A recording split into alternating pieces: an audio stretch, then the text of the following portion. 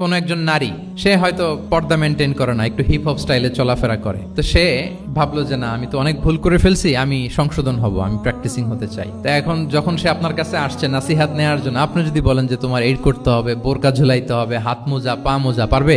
এ বলবে আগে যা ছিলাম ভালোই ছিলাম। তাকে একটু একটু করে বোঝাতে হবে, মানে এই হেজাব এটা কেন, হ্যাঁ, কাভারিং আওরা এটা কেন কেন এটা করতে, এটা বেনিফিটটা আগে বুঝালেন যে Islam consider women as a queen, নারীকে ইসলাম কি হিসেবে কনসিডার করে?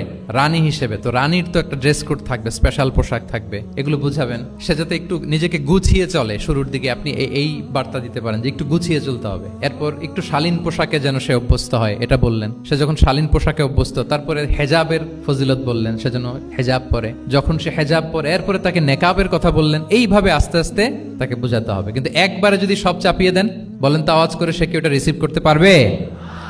কারণ এই যে গ্রাজুয়ালিটি আর তাদাররুজ, এই সিস্টেমটা আপনি ভায়োলেট করেছেন, করেন নাই। একটু একটু করে বললে এটা মানুষের ফিতরাতের সাথেও যায়, তার নেচারের সাথেও যায়। আমরা মদ হারাম হওয়ার কথা জানি, কয়টা স্টেপে হারাম হয়েছিল মদ? একবারে যদি বলা হতো বন্ধ করার সহজ হতো সাহাবাদের জন্য? হতো না। অনেকে আছে দেখবেন যে চেইন স্মোকার, তো যে চেইন স্মোকার, আপনি যদি বলেন যে এটা হারাম, আজকেই তোমার বাদ দিতে হবে, হারাম, এটা খেতে পারবে না, পারবে? ও দুনিয়া সব বাদ দিতে পারবে, সিগারেট বাদ দিতে পারবে?